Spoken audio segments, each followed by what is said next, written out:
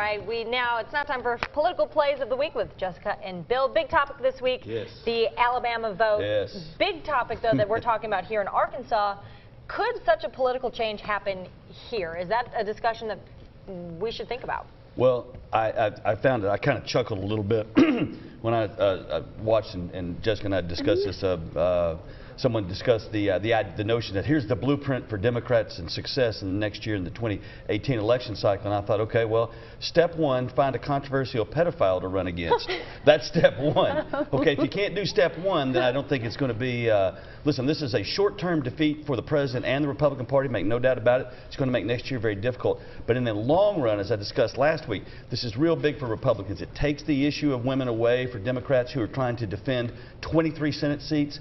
Big deal.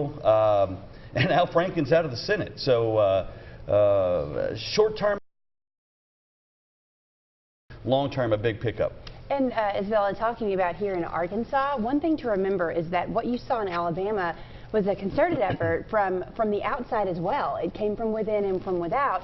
So you had a lot of organizations and individuals that came together. They had a big plan. It took a lot of money to execute what they did in Alabama because a Democrat was not supposed to win an Alabama Senate seat right now. Right. And there is no evidence to suggest that Doug Jones would win again in the near future when he would have to run again, because the Republicans will probably, hopefully, for the sake of their party, put up a far more credible candidate. Now here in Arkansas, that blueprint, I don't think it's the same because you have to have a race that draws that sort of national attention to pull all of those resources.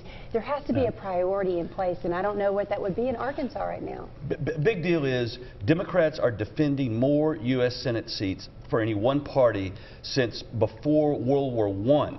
And so it's a big deal for them. They've got seven Democrats running in states that Trump won in 2016. To Jessica's point, I think the Democratic Party here in Arkansas is actually doing it the right way, concentrating on some races that are a little further down the ballot, putting candidates in legislative races, those kinds of things.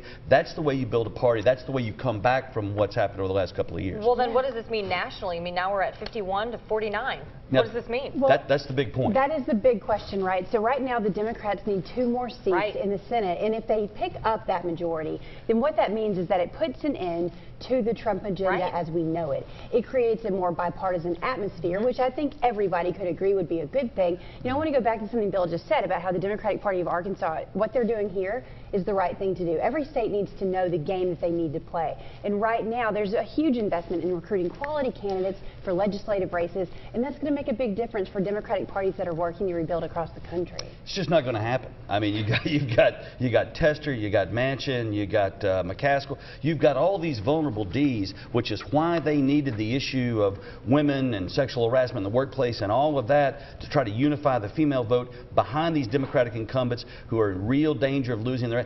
As long as Chuck Schumer holds these Ds in these very vulnerable states to the Democratic agenda in Washington, there's no way it's going to happen. Republicans could pick up now maybe 5, maybe 6 Senate seats. A lot of rejoicing inside the White House and inside Mitch McConnell's office too.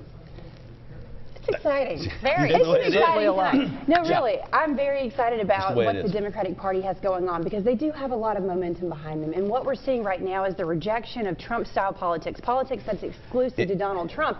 And we don't know how long this momentum lasts because, like I said, every state is different. It's a case-by-case basis. If Republicans could nominate Roy Moore in every state for the United States Senate, then Democrats would have a chance. Unfortunately, you're going to see a bunch of conservative Republicans in these very red states that Democrats hold seats in. It's going to be a big year next year for Republicans. Absolutely. All right, that's all we have time for today. Thank you so much for being here on this Friday morning. Stay with us. We'll be right back.